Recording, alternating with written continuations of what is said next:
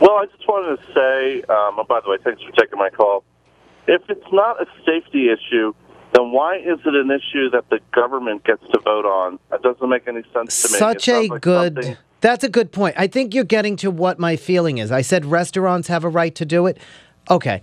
An airline has the right to say, our business is going to be run this way.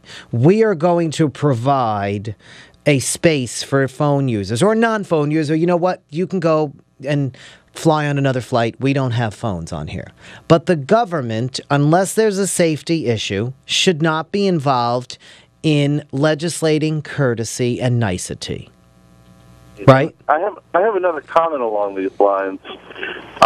And maybe you think it's off topic, but a lot of places now are banning saturated fats from their menus because of legislation. I think California has that. That's right. New York City. I don't understand that. I mean, we know it's a horrible thing to be eating, but so are many other things. Why can't they just put up big signs that they, just have it posted? Well, okay, but taking it back to the issue we're talking about, that is a public health, public safety issue. That is something that harms people.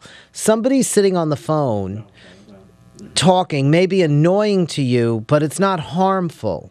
That's why these members of Congress were stretching to make it harmful. The camera could be used by terrorists to take pictures of sensitive parts of the plane, right? Somebody could be talking about sex, which is always harmful, right?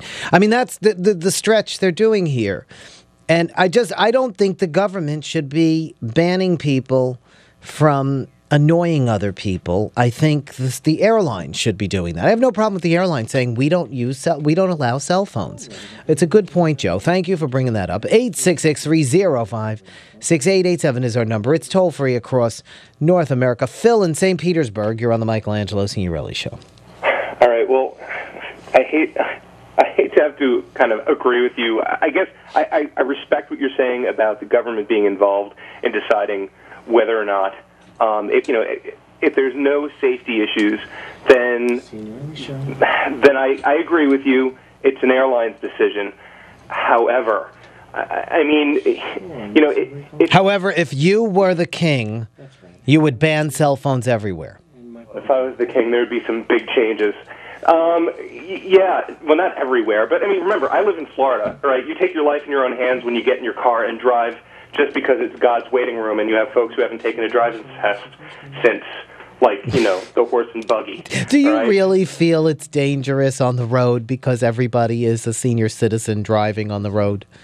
I think it's even more dangerous that this is not there's no hands-free law down here, and now on top of that, you have just kind of the other half of the populace who might be under the age of, retirement, and are not paying attention to what they're doing. People lose their mind when they're on a cell phone. They talk about, to another caller's part, just ridiculous things. You can't even go to the supermarket without some knucklehead in front of you holding up the line because, honey, do we need this? Do we need that? It's just. Oh, they drive me nuts. Oh, they're really. What about the people? What about the people who are in line? You're on a line. They're on the phone. They only have two hands. One hand is holding the phone, so they're trying to get their money out of their bag with the other hand. Then they do that clenching thing, that neck thing, that neck cradle thing with their head and their phone while they're trying to go in the bag, and they still keep talking. Just say, hold on a minute. The people in the stores, you want to know why they're all nasty to us now? We're nasty to them. People talk on the phone. They don't even talk to the person they give the money to. It's to your point. It is rude, and it is bad enough if you're stuck in this confined space, which is generally uncomfortable as it is, with people overflowing into your seats and screaming children all around you and rotten little beasts kicking your chair. Do you need to compile all of that with having just, these inconsiderate, rude people who are going to spend, even if it costs more, right? How many companies? But I got to tell you something, Phil. Here's my theory on cell phones. You're hearing all these people calling saying, I think they should be banned. I think we shouldn't have them. Cell phones are like negative ads in politics. Everyone says they hate it, but nobody wants to get rid of it.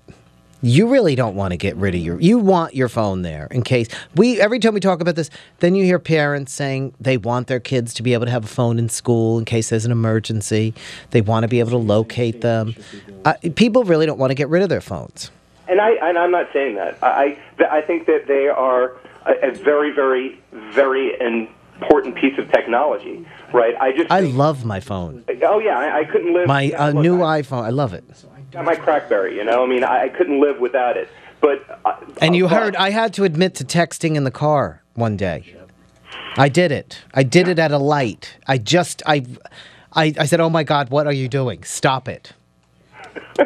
Yeah, I just think that there's a place for there's a place for utilizing that tool, and that's really what a cell phone is, a tool. And there's a place for not, and in restaurants and on airplanes and in the checkout line, it's just not the place for But see, that is the kind of thing that the checkout line could have a sign.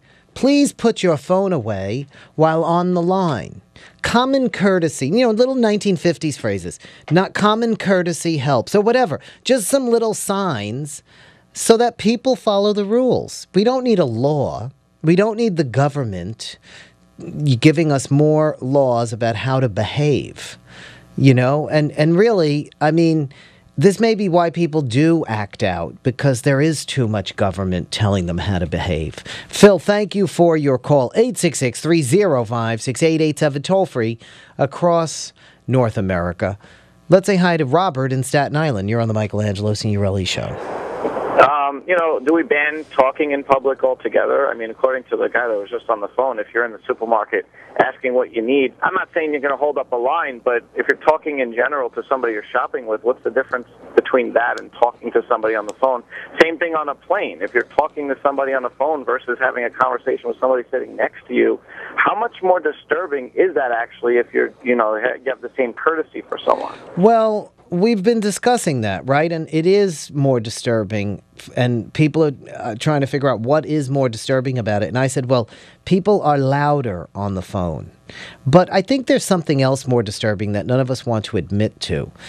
I think that in some way, whether it's unconscious or not, we're jarred by someone talking to someone who doesn't exist in our presence.